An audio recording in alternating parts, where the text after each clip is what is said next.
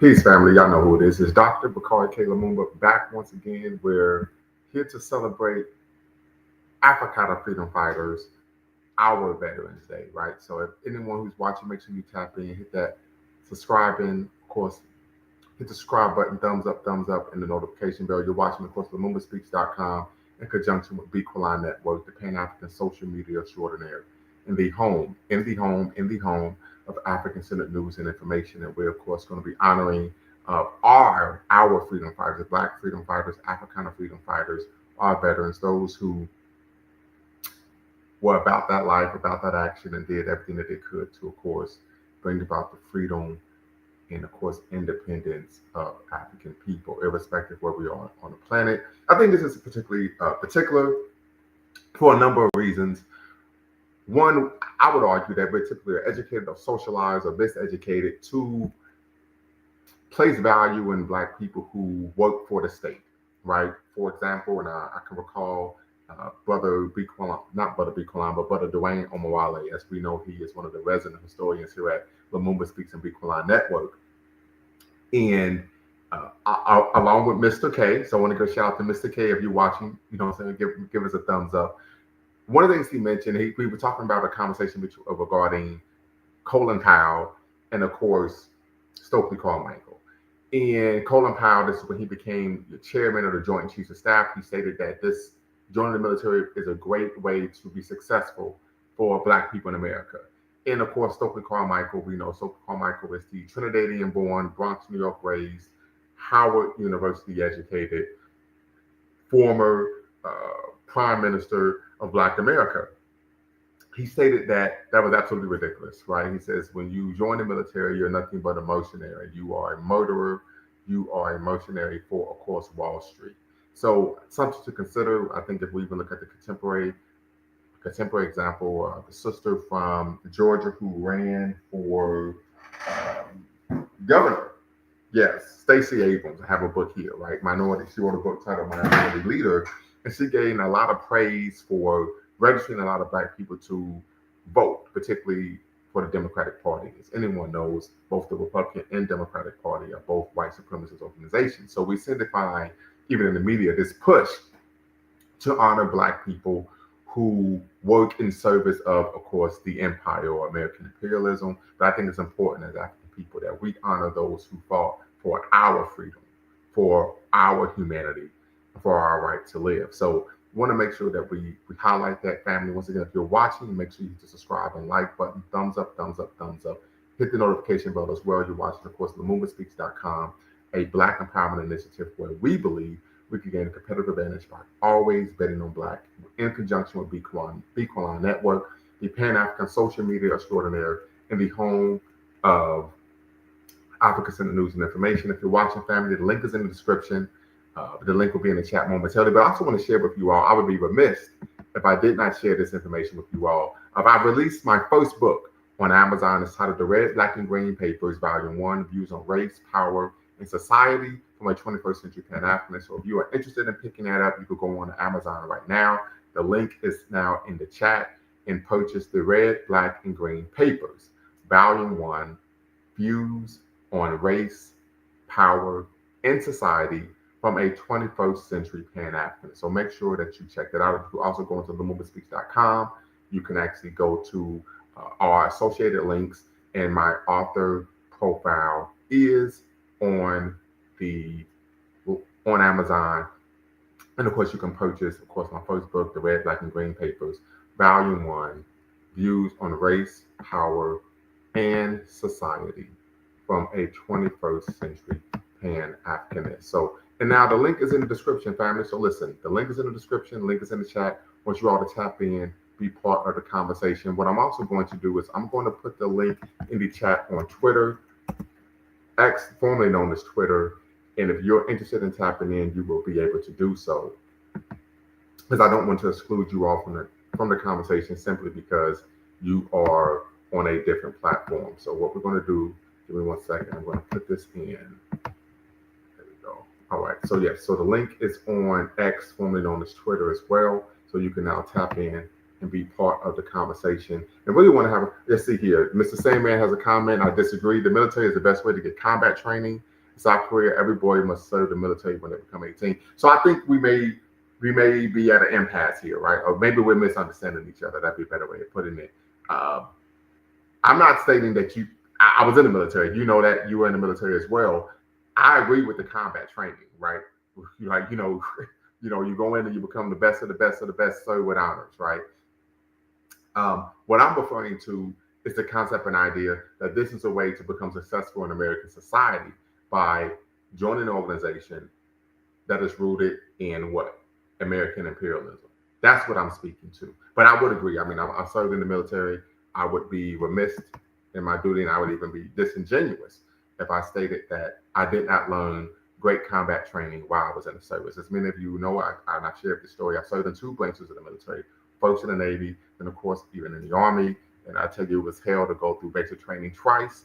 Of course, if you're in the Navy, you serve basic training at one place and one place only. That is, of course, Great Lakes, Illinois, about an hour north of Chicago, the Windy City. And then, of course, in the military, I did my basic, and then, of course, my mission specific, my job specialty school at Fort Leonard Wood, Missouri. So definitely, family, tap in, be part of the conversation. We definitely want to talk about freedom fighters, our veterans that we should honor, Africana Freedom Fighters. One I can think of is one who transitioned not too long ago, and I know that probably hurt a lot of people's heart, and that is Queen Mother Assata Shakur. When we talk about someone who truly advocated and fought for, of course, our freedoms, right? I think she's at the top of the list, particularly of one who was contemporarily an ancestor, recently an ancestor. I've always told people that if you ever get a chance to read Assata Shakur's memoir, her autobiography, published in the mid-1980s, it, to me, is the Pan-African female equivalent of Malcolm X's memoir. I mean, I literally have it on equal footing, right? You know how some people say they can't decide who they want, Jordan or Kobe or LeBron, et cetera, et cetera.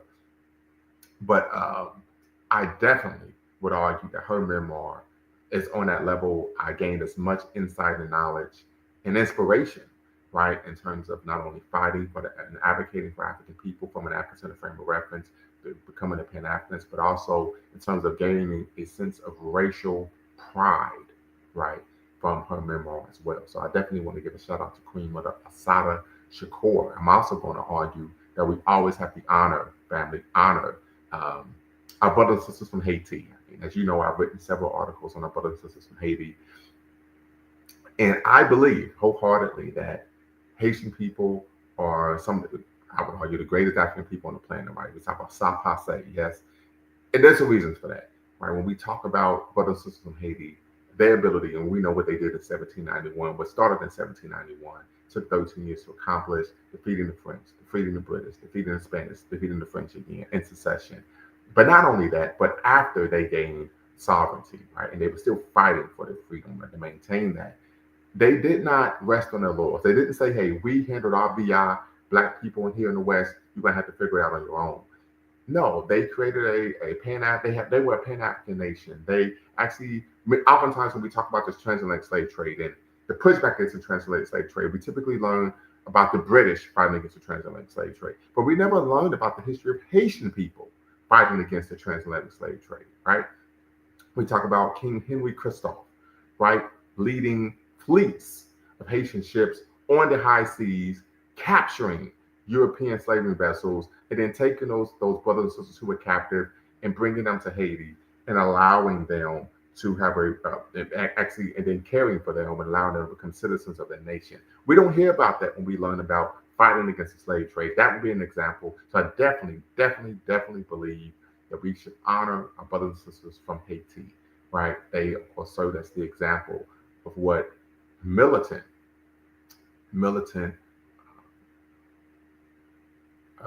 fight, an armed fight against, of course, the European or Western slaveocracy looks like, and that by taking up arms, we could be successful and of course, come back on the world stage as a free, proud, and of course, productive people. If you're watching, family, make sure you hit the subscribe and like button. Thumbs up, thumbs up, thumbs up.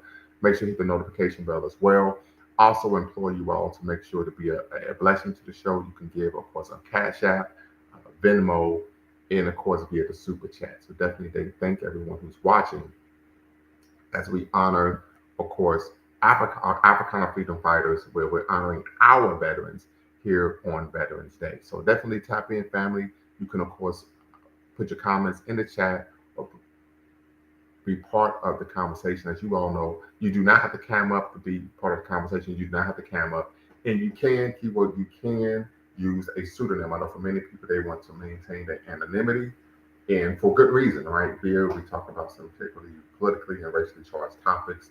And so oftentimes that can cause issues for someone in the workplace or whatever field and endeavor one is pursuing. And so as a result, you can tap in, be part of the conversation, and maintain your anonymity by using a pseudonym and not showing your face. But I do ask that if you tap in while you're in queue, if you are not a regular, that you of course show your face in queue so that we know that you're not trolling. We have had issues in the past of individuals trolling, and then we bring them in live and they're providing some unsavory and untoward visual content that I don't think anybody wants to see. So with that being said, family, put the link in the chat. You can discuss in the chat who are some veterans, some Africana freedom fighting veterans that you believe that we should honor. Of course, we're going to highlight a number of individuals on our platform via our Pan-African Leadership Series, right, where we're honoring and, of course, researching and studying the life, work, and, of course, the legacy of great Pan-Africans in the past and learn how to make a great, better world for African people in the future. And that's, of course, our Pan-African Leadership Series. We have, of course, lessons from history here on the platform. But also, I think what's most important is that we hear from you all. They hear from our brothers and sisters and get their thoughts on our Africana Freedom Fighters. I also saw a post up by one of the brothers from Haiti, I believe he's Haitian, where he was discussing, of course, Ibrahim Toure. So I think we definitely got to give him, some love, even though he's not a veteran right now. He actually is actively in the struggle. But one of the things that Ibrahim Toure was discussing was, of course, reaching out to the diaspora, right? So, of course, building those bridges. So I think definitely engaging in Pan-Africanist work. And as we know, that's not something that has been promoted in the mainstream media. And we know that's done for a particular reason, of course, promoting propaganda. And we see the things that typically will bring us together, they are typically looking to use to what? Tear us apart. Also, a freedom fighter that I believe that we need to honor is one Nat Turner. We know the prophet, and of course the revolutionary Nat Turner, who of course led a slave revolt in Southampton County, Virginia, if I remember correctly, in 1831, August of 1831. He of course was captured in October 1831. And then of course on this day, many years ago, he was hung by, of course, the state for his crime. So we definitely want to give praise and love and honor to, of course, Nat Turner. Many people, of course, still, unfortunately, due to the miseducation machine or the prevaricating belief that African people did not fight back during the Holocaust of enslavement. Of course, we know that isn't true. But Nat Turner is an example of the lengths that African people, enslaved Africans and their descendants would go to for freedom, even though they were aware of the draconian consequences of fighting for their freedom if they were caught. So that's something to consider as well. So irrespective of what was done to try to break our spirit and our fight for to maintain our humanity and even restore our freedom, we never, keyword, never acquiesce. So something to consider. Also, Mr. Sandman, you said in South Korea, are you referring to South Korea or North Korea? We know North Korea is what we consider a totalitarian state, but definitely want to hear from you. I do know in Israel as well, one is required to serve in the military as well. But as our brother from Virginia says, is it real? So hopefully that will take a tap in as well. He still dribbles down in BA. So definitely want to hear from you all. Tap in, be part of the conversation. Would love to hear from you all regarding who should we honor? Who should we honor when we are discussing honoring Africana freedom fighters, where we're celebrating our Veterans Day, or like I would like to say, a Pan-African Veterans Day? We'd love to hear from you all regarding that topic. Once again, if you're watching on Twitter, I put the link in the comments below. And so you should be able to tap in and be part of the conversation. But love to hear from you all regarding what veterans you believe we should honor here on Veterans Day, what we're calling Pan-African Veterans Day, right? So definitely tap in, family, be part of the conversation. Look forward to hearing from you all. And make sure you're a blessing to the show via the Super Chat, Venmo, and of course, Cash App. Would love to hear from you all, particularly in regards to what veterans should we honor today. Mr. Sandman, what's the word? Hey, Mr. Word, how you doing? I'm doing good, baby. As you already know, it's still, the Ohio State University #1 team in the country and the defending national champions handling our BI like we're supposed to. I saw once again, even with a new coach, y'all couldn't pull it out against a top 5 team. Yeah, well, yeah, at least he's a brother, a black man, a fellow Afro American who's But leading I the thought charge. James Franklin was black as well. Who? James Franklin is a Oh, black man. Franklin. Oh, he was. I didn't even know that. I couldn't tell. Yeah. James Franklin was black. Yeah, it's extremely Oh, fair. okay, my bad. So, but real Um, quick, I apologize for deviating. Were you referring to South Korea or North Korea in your comment? South Korea. I was stationed in Okay. South Korea for some time, and Okay. in South Korea, that is also part of obligation for all of the men in South Korea. They have to do civil service, have to serve the military. I mean, I guess because of the ongoing threat of North Korea at any given Right. time, they could, I guess another Korean War could break out. All young men, all men in Korea, Southern Korea, have to go be combat trained and serve the military. Got you. What Yeah, branch? What branch of the military did you serve in? I served in the army. Got you. Okay. So, what Africana Freedom Fighters would you like to honor today on Pan African Veterans Day? Oh man, this is one man. I'm pretty sure you know of him. His last name is Pompey, and I can't recall his first name at the present time, but he was a freedom fighter when the British, not the British, but the Bahamians, the slaves Okay. in the Bahamas had emancipated themselves from British slavery. Even prior to us in the Americas or in the United States, in the 13 colonies, or prior to the Emancipation Proclamation, they had did something similar to what the Haitians had did and Okay. fought for their freedom. And the leader of that charge was his last name was Pompey or something to that effect. There's a museum named after him in the Bahamas as well. Got you. Yeah, I wish I could remember. I was trying to search it up before I called in.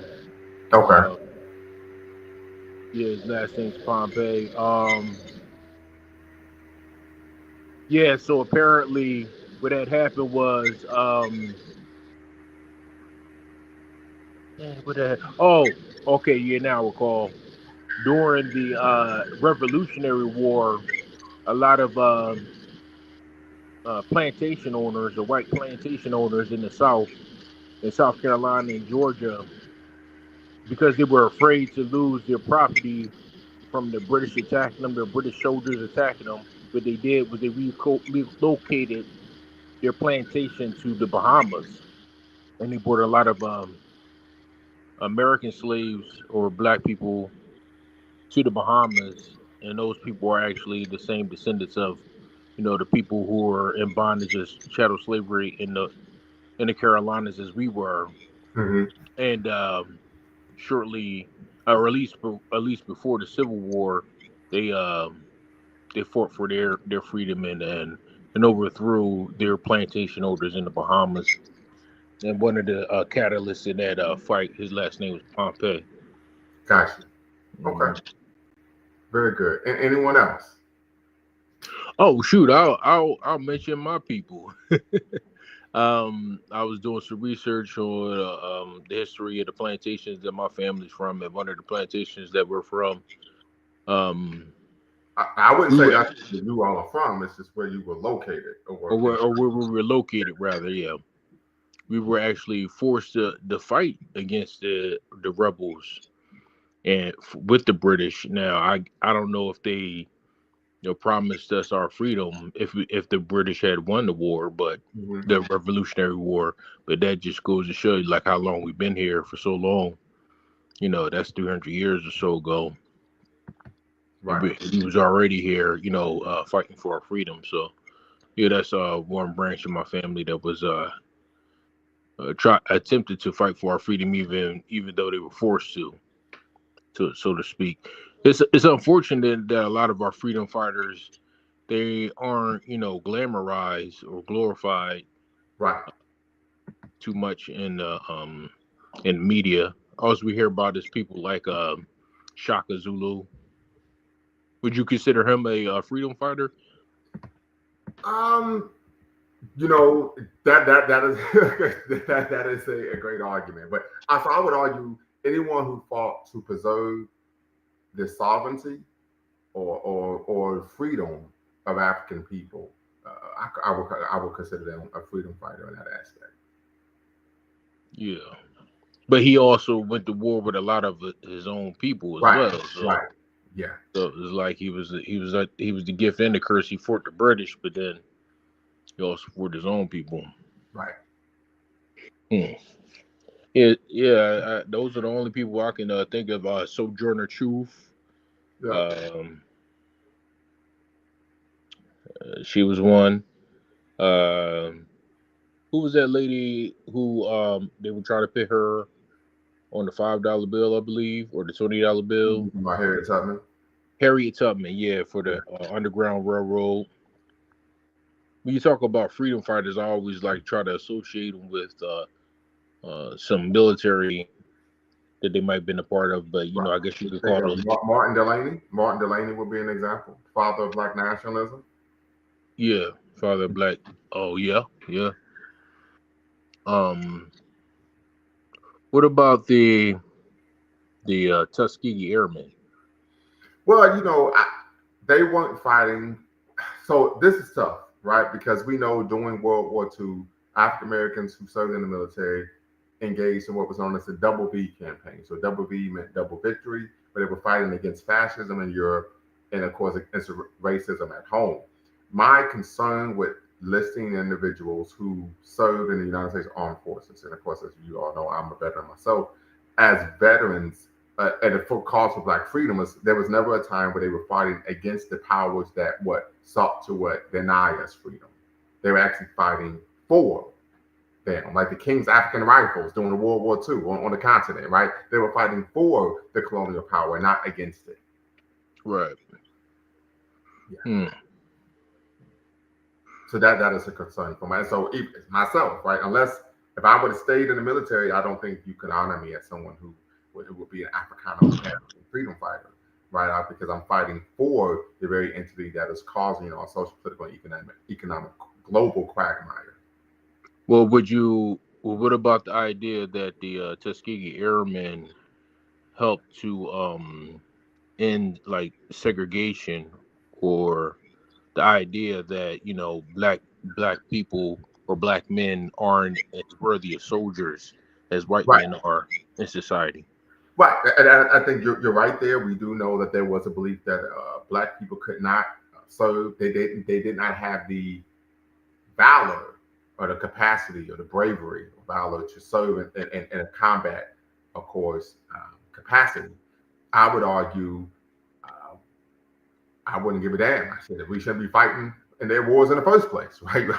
I'm of the mind of one A. Philip Randolph, right? Who said that he implored people not to join and fight in of course, in Black people to fight in World War One. So proving to them that, and part of that belief was that if we served, we could prove that we are worthy of citizenship, right? We served, and they Right. served in the valor, they served in an exemplary manner, and they still weren't treated like citizens. So, we know with them folks, they just move the goalposts. We know that. But I don't think there's any honor in trying to prove our bravery or valor to people who don't even honor or believe that we're human beings. Yeah, yeah. You wonder, it's like, had they not done that, in what position would we be today? Would it be any different than where we Right. are now? And I always tell Black people, if you join the military, and of course I implore Black people not to do so, but if you join the military, I said you should join and have a job specialty that is non-combat oriented, right? You should not put your life on the line for a country that doesn't give two what's about you. For example, we know that Black people make up 12% of the U.S. population, but we make up 41% of all those killed, wounded, and missing in action in U.S. military conflicts. Last time I checked, 12 doesn't equal 41 unless you times about 3 and add 5. That's a freaking problem. right? And in the movie, and I'm glad you brought this up, in Spike Lee's movie Miracle at St. Anna, it flopped at the box office, but I thought it was a great movie. There's a scene where the black soldiers are in Italy, and Derek Luke's character says, "Well, this is progress. We're proving that we can fight." And he said, "Progress, please." He says, "The only reason we're serving in a combat mentality, in a combat capacity, is because too many white boys are getting mowed down." He says it's in the movie. Yeah, great movie. I've shown it, you know, and for my students when we're covering African American history. From, of course, 1865 to the present. I showed them that movie. The progress. I remember I showed them, you know, there's a lot of individuals in the media who would argue. Now, I showed them a video from The View where Whoopi Goldberg and what's the chick that was on the Cosby Show that says she ain't black?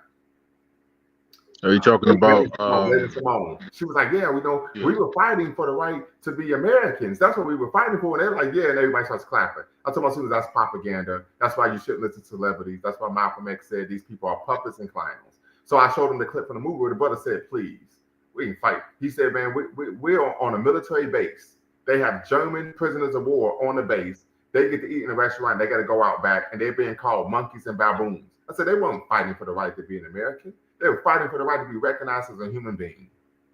So what about those young African American people who aren't in the best situation, you know, similar to maybe even the situation that you were and I grew up in, Yes, sir. where they were, you know, in the bad family structure, what have you, you know, parents on drugs, what have you, or they in the projects, and there's no way out other than the streets or, you know, jail. Like, Right. what would you suggest would be the best path for them? Do you think like military would be a good? Because you Yeah. know the majority of the people in the military, regardless of color, are people of lower economic status. Yeah. Very true. Yeah, and so that's why I say if someone's going to join, you know, make sure that your job specialty is non-combat oriented. That's what I always advocate. Yeah. And because I understand that most people who join the military, it is not due to out of patriotism, it is out of economic need. I am 1,000% aware of that. Right. Yeah. Yeah, because you would say that for some of the kids that's growing up in these neighborhoods and in some of these ghettos, they're getting PTSD from just their neighborhood, you know. Right. That's a good point. That is a good point. Absolutely. So yeah, so I'm with you 100% there. 100% there. You know, and you know that's rare because you know you are a Nittany Lion, you know, but hey. Yeah, I would agree with you 100%. All right, yeah. You know, but it's all good. I mean, listen, we're gonna show y'all how you're supposed to win a natty. We'll do it again for y'all just because you all weren't paying attention last year. Who Ohio State? You think Ohio State going to pull it off this year? Do I think? Is there an acoustical problem on my laptop? I know that Ohio State is going to repeat as national champions. I know, not think. I know. I think the odds are against them. We don't care about no odds. The Haitians didn't care about no odds in 1791. Right? We don't care about no odds. Yeah. So how many times? Care about no odds in 1896 when they went up against the Italians. We don't care about no odds. The odds are against us. The Mau didn't care about no odds when they were going up against the British. Right? Yeah. Ibrahim Traore don't care about no odds. Talking about the odds. We are the odds. It's just that, hey, teams. I mean, it's a rare feat for one university to go back to back like that. And this ain't even what's this, like the third or fourth championship in how many years for Ohio State if they were to win it again? Well, if we won it again, that would be our fourth in 20 years. 20 years? I guess that ain't too much, but I remember Nick Saban in Alabama was dominating for a while, and then the boys in Georgia was dominating for a while. So I guess it's Ohio State's turn this time around. Yeah, but that's only because Penn State messed up. We got to make it our time. We got to make it our time. So, but I think those are some great points that you brought up when we talk about the reality of why people join the military. And I can recall vividly and you probably know this. When you come home and leave, you can serve a week at a recruiting station, and your leave doesn't count against you. You may be aware of that. So I did that, and I remember we was only going to economically depressed neighborhoods. I said, why are we going to the suburbs? And they said because they don't need the military. Absolutely. Yeah. So you're absolutely right. And even Michael Myers talks about that in one of his documentaries about those who have America. People are those who have the least in America are giving the most, and that is oftentimes their lives. And I remember in one of Michael Myers' documentaries, he's a wild boy, by the way. He's from Flint, Michigan, the white guy. He was on Capitol Hill, and he was going up to congressmen and senators on Capitol Hill. And he was like, hey, this is during, of course, the war in Iraq. He said, if you really want to get behind the war effort, I have this petition here to have your own children and family members serve in the military. Because if you are a senator or congressman, you can have that. You could create a situation where they don't have to serve, even if there is a draft. And so I remember one of the congressmen tell him like he was crazy. He said, "But we really want you to show that you're truly behind the war effort by willing to put members of your own family on the front lines." Well, they used to do that back in the day. Well, what would happen is instead of them just being soldiers, they would be like officers. Because if you were an officer, first you have to go to college first, get your college degree, right, and then you become a commissioned officer in the military. And when you become a commissioned officer in the military, you don't necessarily have to go into a combat situation. Exactly. They just basically you just stay at the headquarters and direct people, and those. Mm-hmm. Those would be the so-called people in the military who come from, more of a wealthy background and make a career out of the military, and even add that to their resume when they go into the private sector. Okay, I was a commander of this many troops in the military, such and such, and then they next thing you know, they become like a CEO of a Fortune 500 corporation. Yeah, there was a great TV movie that came out when I was a child, in which Queen Latifah starred in it. And I'm gonna see if I can try to find this in her filmography. But in the movie, her father was a war hero in Vietnam. And there was some white guy who was in his company who was a coward and cowered up and so on and so forth. And what ended up taking place. I'm trying to see if I can find this movie. It's called, that won't be it. What ends up taking place is they get back to America, and this guy ended up being a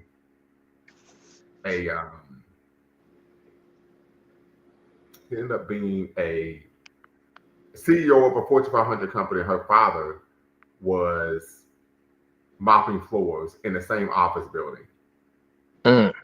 Yeah, and I remember saying that in the movie. I'm trying to find the movie. I don't think I'm going to be able to find it. But yeah, it was a TV movie. So let me go here. It was a TV movie. So that's what I might need to go look at. Critic. Yeah, but it was a TV movie. It was Mama Flora's Family. It was a 1997 historical fiction. Mama Flora's Family. It's the name of it was a 2-part TV miniseries, Mama Flora's Family. Yep. Okay. Absolutely. Yeah. I never forget that how old was I? 14 years old. Yeah, Mama Flora's Family. So I vividly remember that. So you're absolutely right. These are the type of things that take place. And so we talk about, once again, having that racial privilege. If anyone's familiar with critical race theory, it's one of the things they talk about. Of course, it's the racial privilege that one has in the United States of America, and particularly the Western world, or what we would like to call the global north. So just something to consider. Once again, family, if you're watching, make sure you hit the subscribe and like button. Thumbs up, thumbs up, thumbs up. Make sure you hit that notification bell. If you're watching on Twitter, you can tap in here at Lumumba Speaks on YouTube. Would love for you all to tap in, be part of the conversation, or put your comments in the chat. Once again, family, you are watching Lumumba Speaks and Bequaline Network, the Pan-African social media extraordinaire in the home of African-centered news and information here on YouTube. Mr. Sandman, let me ask you this question, right? You talked about the Tuskegee Airman. I gave my perspective. Do you think that Black soldiers who served in the military, the United States Armed Forces, should be honored as freedom fighters or revolutionaries? Yes, I do. Uh-oh. Go ahead. And the reason why I say that is because I believe that, they the United States is the most powerful nation in the world, Okay. and even though we might be at the bottom of the totem pole of the United States, we're still Americans, so we have that privilege of being American and part Are of we Americans? huh? Are we Americans? Yeah, I mean, we might not be compared Americans as much as like white people are, but we're Americans compared to like maybe I don't know a person from a different country might not be.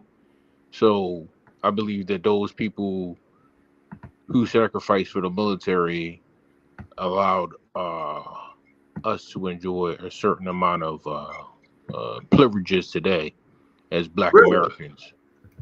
So, there are many who would argue, and I'm going to bring up a post from an acquaintance of mine, Dalo Kenyatta, that we do not owe our freedoms to the military. All right, let me bring up this post here. He put this up a while ago. Wow. Yes. Right, so here we go. Yeah, it says we do not owe our freedoms to the military. Right, the military has always played a role in preventing Black people from having the very freedom. Well, I'll ask you this: like, if we didn't participate in all of these wars, as Black people in the United States, where do you think America would be is standing as a global superpower? Do you think it would be where it is today? Absolutely. So you don't think they needed us? That we just were just sacrificial lambs for them? Absolutely. I believe we were simply cannon fodder. In fact, there's a great book that talks about that issue, particularly during the Vietnam War, and that is Bloods, an oral history of the Vietnam War from Black soldiers, right? I actually have the book somewhere. It might even be in my office. I'm sorry. But yeah, it's a book called Bloods, an oral history. Let me bring that up. But these are soldiers who actually make that very argument. Here we go. I'm going to stop sharing to bring this up here.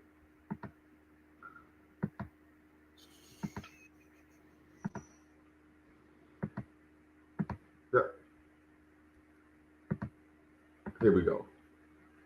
Yes, Bloods, Black veterans of the Vietnam War and oral history. Yeah.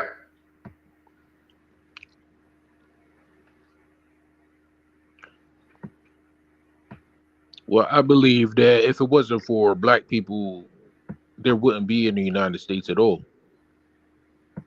That's called propaganda, brother. Well, if you think about the history of the United States, right? And the Europeans came over to the United States and started a global international trade, right? In the translated slave trade, right? Absolutely.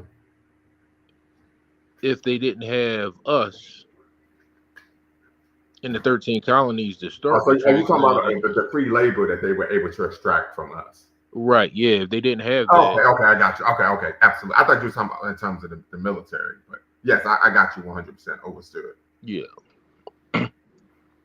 Overstood. Absolutely. And then when the Revolutionary War started, because they had gained so much, the 13 colonies had gained so much prestige from our free labor, they were able to fight for their own freedom against the British colonizers. Mm-hmm. No, but they weren't fighting for our freedom, so. No, and then they used us as buffalo soldiers against the Native Americans to gain more land for them. Right. And how do we benefit from that? We benefit from being at the bottom of the total social total poll of the most powerful country in the world. I don't know. No, I'm saying, Would you rather be did like we gain any, no, so this is my point. Did we gain any social, political, were there any material or substantial benefits from us helping white folk annihilate Native Americans? yeah, like I said, is we help them become more powerful. Yeah, but how do we benefit from that? We benefit because, like, all right, say for instance, the the black dollar in the United States, right, Mm-hmm. is worth like, maybe a couple $1 trillion. Like just our black dollar in the United States alone is a higher GDP of a lot of countries' entire. Yeah, well, that is spending power, not ownership. But here's the other issue: Buffalo Soldiers existed from post Civil War to, or many would argue, pre Civil Rights Movement. And during this time, Black people lived under what was known as according to a historian Rayford Logan, Pan African historian at Howard University, in his book "The Betrayal of the Negro: From Rutherford B. Hayes to Woodrow Wilson." We lived under a condition known as the nadir of race relations. It was anti-black racism was at its zenith, where we literally had no rights whatsoever. So we didn't benefit. We were living in a country in which we do the bidding of what? White folk, but we have no rights whatsoever. That's not a benefit. That's not a political benefit. That's not a material benefit. That's not a social benefit. I think it's not what happens. I don't think it's people being victims of white vigilantism while they're wearing their military uniforms during this time period. Yeah, that's true. I mean, I don't think it's what happens to us. I think it's how we respond to it. Because you could say, all right, we have $10 trillion or $2 trillion of spending power, but we took, a percentage of that and I don't know, invested in some West African country and use that as a base for us to like do partnerships across the ocean. I mean, just like Marcus Garvey attempted to do. We've done those things. The reality of the situation is we were living in a country in which we had no rights whatsoever. That's the reality, and that's what most people overlook. That's why I argue serving in the military is not a revolutionary act. It may benefit you individually in terms of stability and you're able to, make a living, etc. But it doesn't benefit us as a community because serving in the United States military, the focus is on what promoting imperialism. You're the muscle for Wall Street. That's the reality. Yeah, it doesn't benefit Black people's freedom or liberation in any way, shape, or form. Yeah, I mean that's what all these wars are about. Is about money and power. So, yeah, I mean, for example, and I can't call him a brother, but the Black man, and I use the term Black man in air quotes, Black man who, of course, is a general in the Marines. He was what going along with what Wall Street, American imperialism, claiming that they needed to assassinate Ibrahim Traoré. That's a primary example of what serving in the military is not a benefit to African people. On our fight for, of course, our sovereignty. LMA, who dribbles down in VA, what's the word? Brother, long time, no speak. LMA, can you hear me? Although we may be having some technical difficulties. But can you hear us now, brother? I can hear you. Can you hear me? Yes, I hear you just fine. Okay, yeah. Yeah, so I'm glad I'm finally able to catch you, man. I've been missing you for like I've been missing your streams for like the last 2 or 3 you did. So I'm glad I was able to catch one. I've been very consistent, and I apologize about that. But as always, life is life, and so it's all good. It's all good, man. Yeah, I guess the question is for Veterans Day, which Black revolutionaries we should honor? Yes, It sir. was that the question. Um, I'm thinking what's the brother's name? Robert Williams. Okay. Um, Robert F. Williams. Definitely him. 'Cause especially like Robert F. Williams and the Dinkins of Defense. I Yes. think those two should definitely get a parade. They should be getting the free breakfast at Denny's. I think Mhm. those two. Uh, I mean, among the others, but like in terms of like putting belt to butt. I Absolutely. would I would definitely throw those two in the Well, mix. I know you mentioned Nat Turner and those guys. I'm going to disagree with you just a little bit, Go ahead. right? And I don't think they put belt to butt. I think they put buckle to butt because the buckle hurts more. Oh yeah, Go right exactly. No, those two. I mean, I know you mentioned like Nat Turner. You mentioned I can't. I'm drawing a blank. You mentioned a few others that I ahead. definitely agree with. Shakur as well. Yeah, cool, yeah. Shout out to Shakur, yeah. There's one I want to mention, but I don't want to say it because I don't want you to get I don't want you to get a flag on your No, no, I don't go want you. right ahead, brother. You're caught all right. What's that?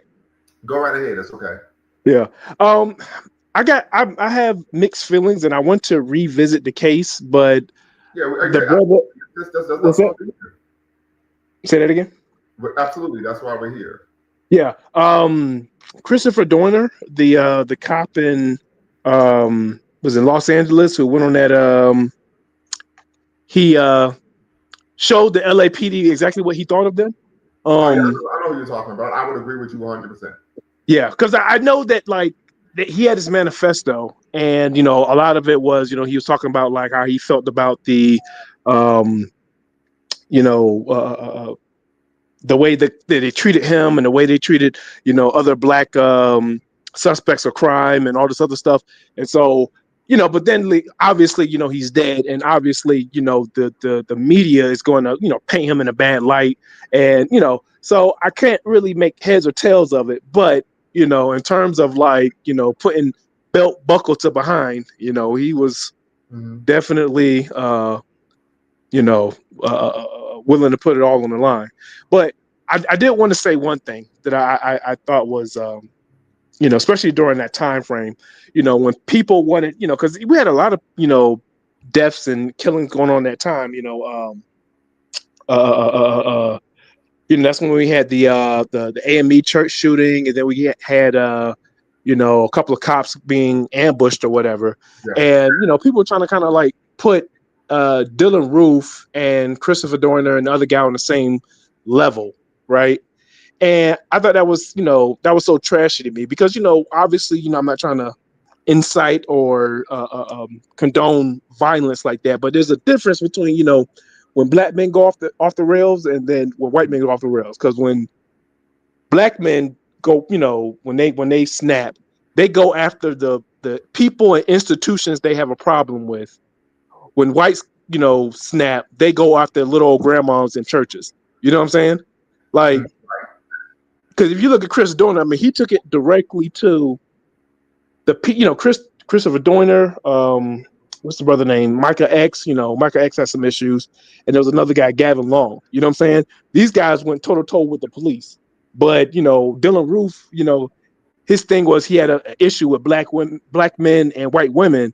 But when he was time for him to take out his frustration, he went after little old grandmas in a church somewhere. You know what I'm saying? Little Mm-hmm. old defenseless grandmas in a church. That's his target. But at least but that was just a thought that I had. But yeah, I would definitely, if I had to add to the list, I would do Robert F. Williams and the Deacons of Defense. Okay. You know what? I'm not mad at you, brother. Yeah, I'm not mad at you at all. I would argue that people don't snap. They simply say enough is enough. Yeah. It reminds me of the brother back in the '90s who Colin Ferguson, the brother from Jamaica. Shout out to John Rock, by the way. Matter of fact, we're gonna talk about veterans. We gotta mention Queen Annie in the Maroon, right? Give her flowers, right? And what ended up taking place or transpiring was he took umbrage with, of course, anti-black racism. He was dealing with racial battle fatigue, and he ended up shooting a bunch of people on a commuter train in Long Island. And as we all know, a brother Khalid Muhammad said, I love Colin Ferguson. He said, I have no official position, so I can say I love him. And he was on the Donahue show, the Phil Donahue show, who anyone doesn't know was created right here in the good old city and state of Dayton, Ohio. And he said, you love a man who kills random people, 6 people on the commuter train. And Khalid Muhammad said, I love Colin Ferguson. He said, I am sensitive to the loss of life.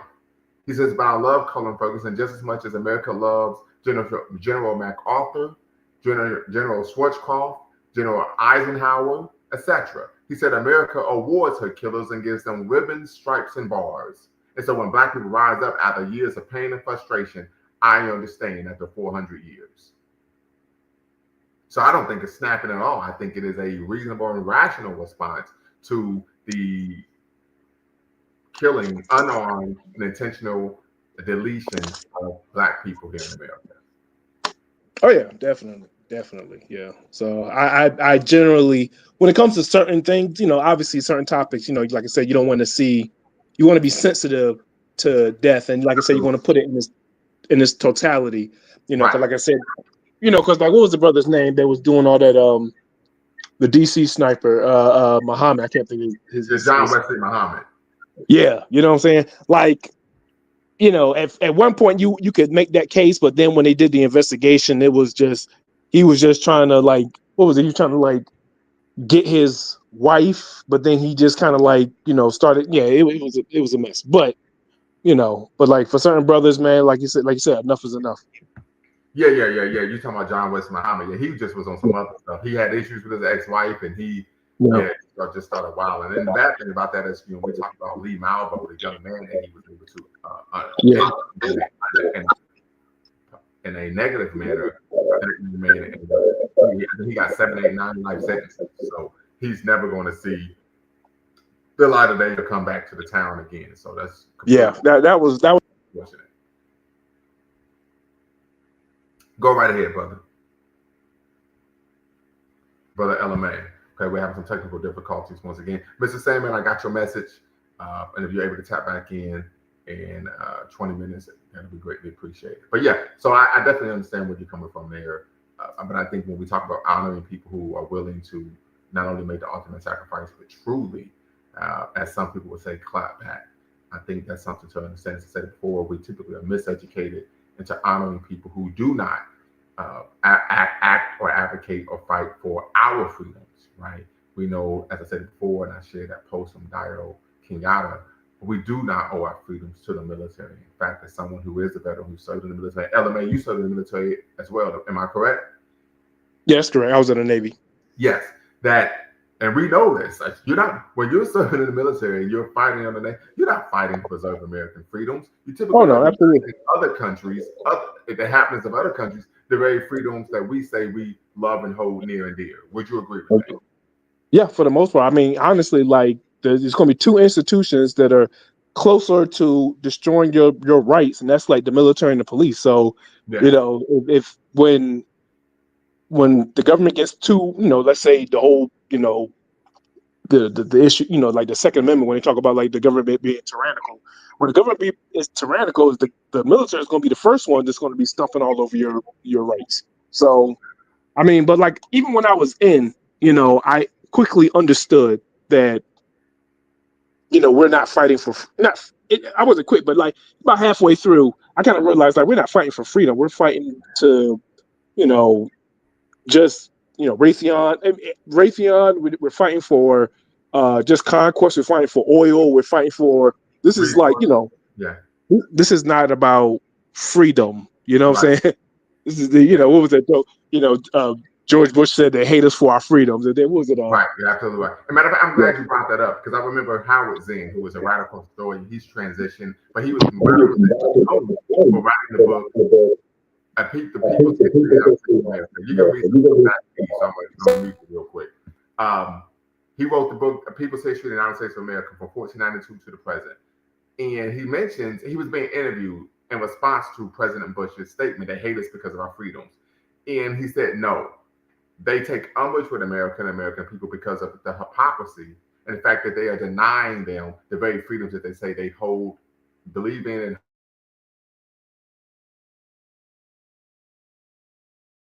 So this is the reality from the mainstream media. We know that's propaganda. And so this is why I think it's important that we have these type of conversations right here at, of course, the Movement Speaks and Be Quiet Network, a Pan-African channel where we believe in being, of course, in being unapologetically African, unapologetically Black. And of course, we understand that we can gain a competitive advantage in the world by always betting on Black. Mr. LMA, go right ahead. Hey, can you hear me okay? I switched I hear you just fine. okay, audio inputs. Okay, good. Yeah. But no, this is even when I was in the military, like it was like towards like the middle. Like I was having some for different reasons now, but like I was definitely having some strong, hesitations. It wasn't like, out of fear. I was in the Navy, so we weren't like combat like that. But I Right. definitely saw the military not as a force for freedom. Like that Right. became pretty apparent. And like there was a sense of, I ain't gonna say cognitive dissonance, but I was just like, yeah, I'm done with this. Like we're not doing what I did a couple of anti-war protests, while I was still in the military. Like I was not feeling it. Yeah, so even when I got out, I was pretty much done with it. I wanted nothing to do with the military, nothing to do with the government, but How many like I said, years did you serve? I ended up doing 10.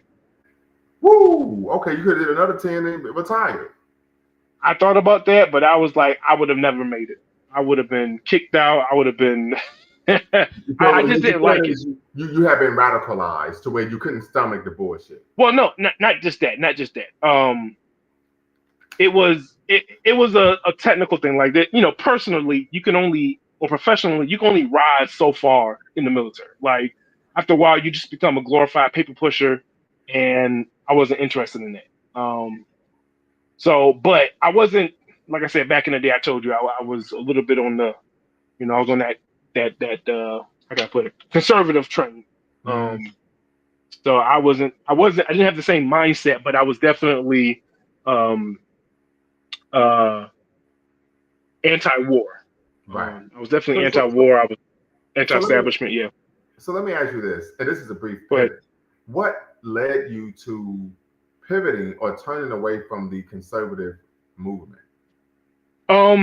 So this was, I can almost remember, I can't remember the day, but I can remember the situation. It was, we had, back in the 2010s, we had a string of police killings of Black people. Usually I just kind of, I was kind of like in the middle of the road, but I mean, a little backstory. So the brand of conservatism I was basically a libertarian, right? And, so I really, kind of got deep into like, the economics of it, the way they, described it. I watched a lot of YouTube videos, did a lot of lectures and stuff like that. So I was really into it. And the one thing they kind of like, glossed over, which is kind of funny when you think about it, because, libertarian, their biggest thing, they call it the NAP, so the non-aggression principle, right? So basically, if you probably know, but like the main principle of libertarianism, you can do whatever you want as long as you're not hurting anybody, right? So they would, kind of talk about like, why it's wrong for taxation, why it's wrong, all the ways that the government is wrong, blah, blah, blah, right? And they would talk about just American history, just talk about American, government like dogs or whatever, right? But the one thing, once I became, aware, I realized that, good a minute, these guys never, ever, ever talked about slavery. They talked about what the government was doing to this white guy and that white guy, how this white guy had to stand up for his freedom, yada yada yada. But they never ever ever talked about slavery, which was the most egregious and in your face violation of the non-aggression principle. They talk about how all this stuff. So that was like the brand of conservatism I was dealing with, right? And so and the way they kind of talk about it, through omission, right? They kind of let you believe that Black people are in the position that they're in because they don't have the industrialists, they don't have the they don't work hard, yada yada yada, right? So all that good. when so you had these string of killings or whatever, and then like there was this kind of this resurgence of Black history, and then just kind of going into like the history of like how we got here and how we're in this position. And when I learned about um, Black Wall Street, Tulsa, Oklahoma, oh, Mm-hmm. that shit hit me like a ton of bricks Mm. because it was basically I've been in this libertarian circles for years, and all they said was if you do these things, you will build society, right? And so here I'm being, confronted with the fact that we did do all of these things. We were, we worked hard, we were studious, we were trading, we were doing all this stuff. We had a Yeah. They were society that was, built, not society. I mean, obviously under, crazy circumstances, but we still had, we had a functioning, economy, a functioning society. We had, social norms. We had all this stuff. And then, whites came in and destroyed it. And then I was sort of like, when I saw that, I just began to look at like where we are now. I'm like, wait a minute, I can draw a line, from Tulsa, Oklahoma to the kid in the ghetto. Like I can draw a line from that. And then like I just went down this rabbit hole, and then once I was disillusioned, because at that point I was deep. Like if you would have asked anybody, they knew that I was a libertarian, and that was it. You know what I'm saying? Because that's all I talked about. I was engrossed in it. And then when that bubble burst, that I found out that I felt horrible too. I felt like, damn, I said some, because I just said some wild shit. I thought wild shit about Black people because look at us, we're all in the ghetto and shit like that, not realizing that we were put there. That every time that even was in the country, like we started off as slaves, you know what I'm saying, and we went from that to Jim Crow and all this other stuff. So I'm like, damn, like it's no wonder we're in this position. And from that point on, it was no looking back. So I was like, damn, I messed up. I got to make up for lost time. Yeah. Wow. So Interesting. yeah. Okay. Very good. Well, oftentimes in those type of movements, part of the goal is for people to be uneducated, of history. Yeah. That way you should control your thinking and subsequently your behavior. Yeah. Yeah. So I'm glad that I broke out of that, because it was, that was like a huge thing, and it kept going. So let me ask you this: when you gained this information, did you confront your libertarian compatriots? Oh, I mean, I wasn't in close proximity to a lot of them. Like I was in close proximity when I was in the Navy, but then like once I left and I was kind of on my own, I wasn't around. I just but like once I did that, I never went back. So I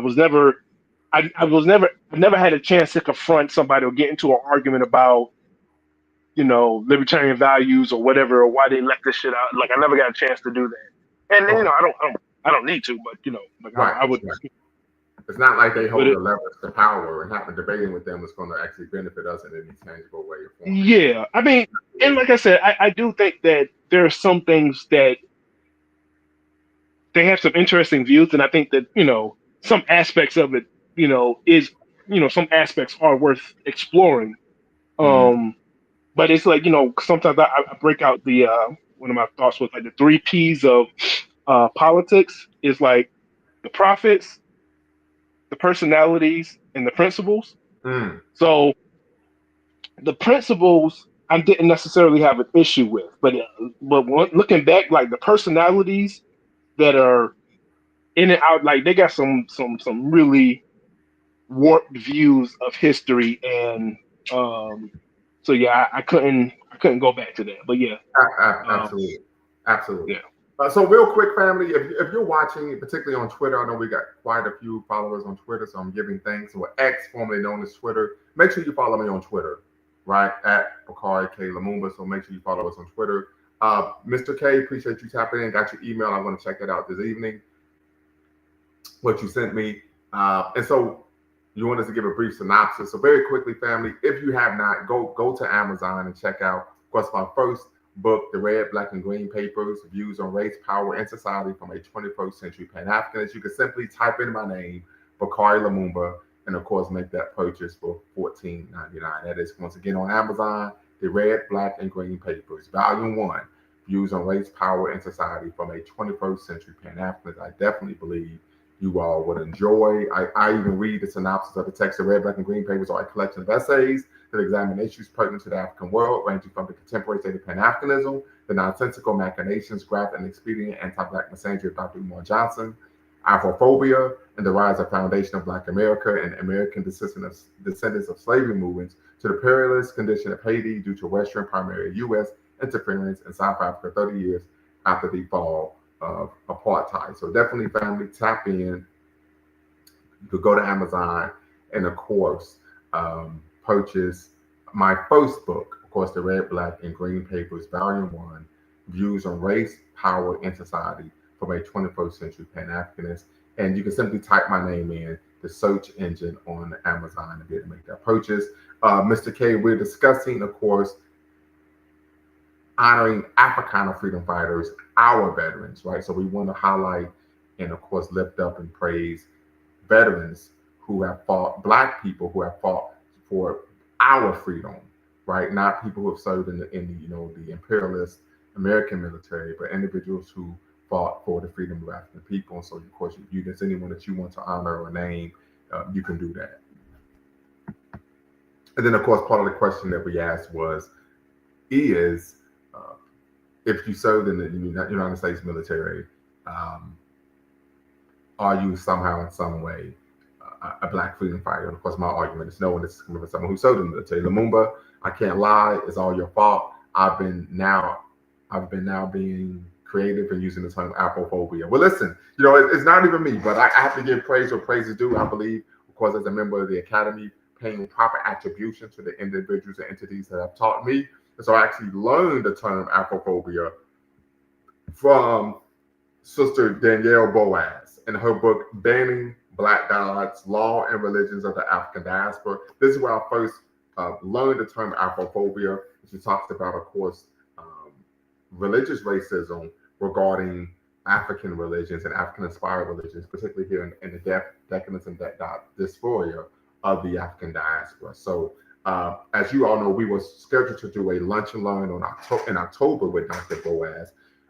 Had to cancel that, but we're going to reconnect and actually have her on the live. I'm going to read this book from cover to cover, and we are then going to do an interview with her regarding religious racism, Afrophobia, and banning Black gods here in the Western Hemisphere. So don't worry about that, but definitely if you can get this book as well, of course, her text is where I first learned the term Afrophobia. So definitely want to give a shout out to her. But Mr. K, listen, you always show up, you show love. I'm going to need you this time, brother, if you can. Please tap into the show, be part of the conversation. You do not have to cam up, and you can use a pseudonym as you're doing now. But tap in, be part of the combo as we're discussing honoring Africana Freedom Fighters, our veterans, right? So we're celebrating Pan-African Veterans Day. We want to know which veterans you are willing to honor in the fight for, of course, African people's freedom. So, LMA, go right ahead. I do apologize for cutting you off if I did. No, it's all good. I think there's one guy I want to revisit. What was his name? John Robinson, the brown condor. He was the, you know what I'm talking about? He was the gentleman. He was the aviator. Say again? No, I don't. I'm looking him up now. Yeah. I think it was. Look up the brown condor. He was John. It was Robinson. He was an aviator who assisted Ethiopia in their fight against Italy. Yeah, I'm looking at it now. The American aviator, an activist who was hailed as the brown condor for his service in the Imperial Ethiopian Air Force against fascist Italy. Robinson pushed for equal opportunities for African Americans during his early career and was able to open his own eponymous aviation school, in addition to initiating a program for Black pilots at his college Tuskegee Institute. Robinson's achievements as an aviator were in stark contrast to the limited opportunities for most African Americans in aviation careers, and were an important factor in reducing racially based prohibitions in the United States. Robinson is sometimes referred to as the father of the Tuskegee Airmen for inspiring this all-Black group of pilots who served in the United States Armed Forces following the United States entry into World War II. And he ended up transitioning in Ethiopia, and he's buried in a cemetery in Addis Ababa to this day. Yeah, yeah, yeah. I want to say he died in a it was an unfortunate accident, but yeah, like I think for a lot of brothers, they want because I think we want that to what's the word I'm looking for? Venerate like warriors, like people who who fought in war. So like the closest thing we got, like I said, is the black servicemen. But like you said, Yes, there's an issue with that because now you're not fighting for black people, you're fighting against our interests. for imperial Western imperialism. So, but Yes, this brother, what I'm saying, he was fighting for an African country against another European fascist country. So, I mean, if you need your fix, yeah. I And think I gotta tell you, brother, you're cooking with fish grease, right? Because I wasn't aware of this brother, so I'm yeah, definitely proud that yeah, you made me aware of him. I'm gonna make sure that I put him on for our daily Black History facts. But yeah, yeah. Like I wow, said, yeah, yeah. and I want to say during that time, and it was, like it was basically for me like one of the big what ifs in America because I want to say at that time there was a pretty good groundswell of black black African American men who wanted to volunteer the fight on the side of Ethiopia against Italy because and the thing Absolutely. that say that again. I said absolutely. Yeah, and like it sucked because even though Italy was considered the axis of evil, you wouldn't let black men fight your enemy unless you were in charge, right? So those black, like that would have been like a big what if, like you know, Black America, we would be talking so much shit if that was the case. If we would actually go over there and get some scouts, like we would have been talking mad shit. But that was like one of my big what ifs. Like, what if Black Americans could have got over there and then helped out, the Ethiopian brothers against their war against Italy? I mean, that would have put. I mean, Hmm. that would have Well, been like real quick, LMA, the what's it called? here at the Movement Speaks Big Line Network, we use the term African American rather than Black American. As we know, African Americans are the only racial ethnic group in America that are defined by a color rather than an actual ethnic group or geographical Yeah. place. So something to I consider. think well. Yeah. No, go right ahead. Yeah. Go right ahead. Oh yeah, you're right. You're right. No, you're right. You're right. I try to say African American on this one. But yeah, I would have loved to have seen like look in the history books and see some African Americans fighting in that would have been I think that would have brought us so much pride because like it was a sense of fear, but like you had brothers that were signing up and they were ready to go. So Mhm. I wish you could have got some action on that one. I think that would have been really good for So we would not be having this argument about Pan African Pan Africanism is dead or whatever. I don't think we'd be having this argument. But that's just a big history's what if. Right, absolutely. And I do recall vividly that W.B. Du Bois, right? He led a Hands Out Ethiopia rally in Harlem, right? When Italy sought to invade Ethiopia. So definitely we know Ethiopia is the only, of course, African nations that have never been colonized. They were briefly occupied but never colonized. And so when we talk about honoring our veterans and our freedom fighters, I gotta give a shout out to Menelik II and Empress Tatu, who of course were they were of course the king and queen, the emperor, empress during that time in of course Ethiopia. And they both, keyword both, as we like to say in the Black community, both BOAF, both were on the battlefield leading troops into battle during the Battle of Ottawa in March of 1896. So Menelik II and Empress Tatu. Okay. Gotta give them some love. Gotta give them some love. In fact, I shared this with you all before when I was on that guy No Fugazi's platform on his panel, and he talked about women shouldn't have the right to vote. This is prior to, of course, the 2024 election. And he stated, I said, why? He said, because women can't serve in the military. I said, well, there are women who serve in the military. And he said they shouldn't. But long story short, I said it to him. Well, he stated that the reason why was also because women didn't have the right to vote in Europe. And I said, well, brother, you're Black. Why are you citing European history as a roadmap for how we should do things, right? But he then stated that I told him, "Were you aware of the fact that in medieval Africa, women had the right to vote?" He said, "Well, did they also have the right to? Did they serve in the military?" I said, "Absolutely." He said that was a cultural expectation. And he stated, well, that's why they were colonized. I said, well, no, that's not why they were colonized. I'm very familiar with the history of colonialism and colonization. And I said, Europeans were getting their derrieres kicked for over a century until the creation of the Maxim machine gun.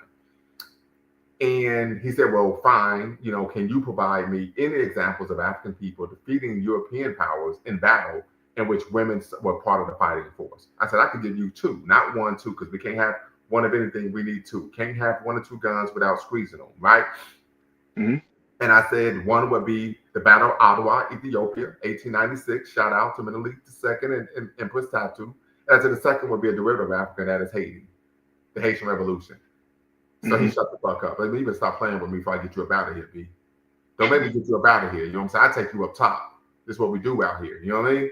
In a real way, though. I said, we always bet on black in a real way. Take that motherfucking European shit on somewhere, B. We don't do that over here. Mm-hmm.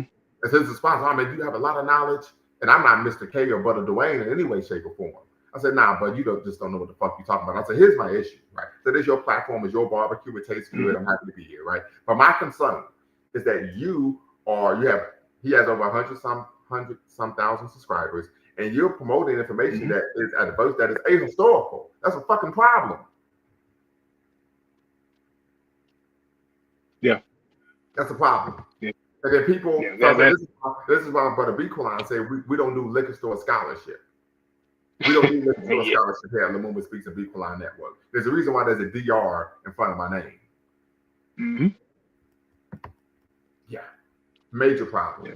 Major problem. And when you talk to most individuals who, as you like to say, brother, are conservatives. Yeah.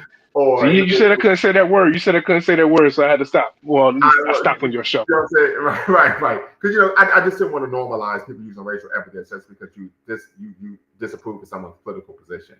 But what we find in individuals who even are opposed to Pan-Africanism, they tend to lack a working knowledge of history. Yeah. It's just a reality. So something to consider.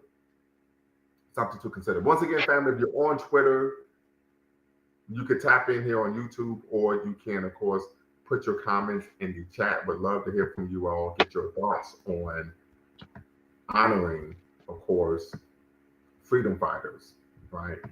Africana freedom fighters, for honoring our veterans who, of course, believe in the right and just victory of our struggle. So we got to give a shout out to Thomas and Carr. Got to give a shout out to Thomas and Carr. Shout out to Burkina Faso, land of the upright men. We know, 5th president of Burkina Faso. He was taken from us October 15th, 1987, due to, of course, a French-backed coup that was implemented by Blaise Compaoré, who, of course, unfortunately was his best friend at the time. As Thomas and Carr taught us, when we're talking about fighting against neo-colonialism, it's an issue of, or do we have champagne and caviar for few, or clean drinking water for many? Yeah, I think those are issues that we're still facing to this day. We find that here even in the United States, we talk about the boule, right? We talk about these issues. People not understanding that in some ways, in shape or form, this is a class issue as well as a racial struggle. So something to consider there. Yeah. I got to do some more research on the guy. I know John Brown. He's has. I mean, with John. Well, I don't know where I would put white abolitionists in this. But there was one brother. But I would say I would argue John Brown was more than an abolitionist. He was a freedom fighter. Okay. Yeah, because I was looking up, what's the guy? Osborne Perry Anderson. Okay. He was an abolitionist, and he said the only surviving African-American member of John Brown's raid on Harper's Ferry, became a soldier in the Union Army during the American Civil War. And they said that he and John Brown, they ran up in, was it Colonel Lewis Washington, the great-grandnephew of George Washington, and was taken hostage by the raiders. So he ran up in George Washington's nephew's spot, You know what I'm saying? Put the fofos in his. Mhm. Yeah, so I always thought that was, I just learned about him recently. Yeah, what's his name? Osborne Perry Anderson. Osborne P. Anderson. What Dead Prez say? He said, make a homie wanna run up in the White House with my gay job. Click clack, give me my shit back. Biat. You know what I'm saying? Yeah, yeah. Yeah, they had that song, W4 said, run up in the White House with the gay job. Click clack, give me my shit back. I remember that song, and he was like, he said, so they owe me, but got me filling out. He said, they owe me, but got me filling out this application. My JOB is just like a plantation. Give me my shit back. Yeah. Man, that was a hell of a song. Came out in 2004. I remember I got hit the Dead Prayers around 08. And I used to play that every day going to work. He said, they owe me, but they got me filling out this application. My JOB for just like a plantation. Yeah. Absolutely. So just, once again, I think this is great history, great information. We make sure we want to always, honor the moral obligation to remember those who came before us, and that's part of the greatness of our history. That we honor our ancestors, we honor our elders, we honor those who were willing to make the ultimate sacrifice and engage in valor for our sake, not for the sake of course, the imperial machinations of the global north.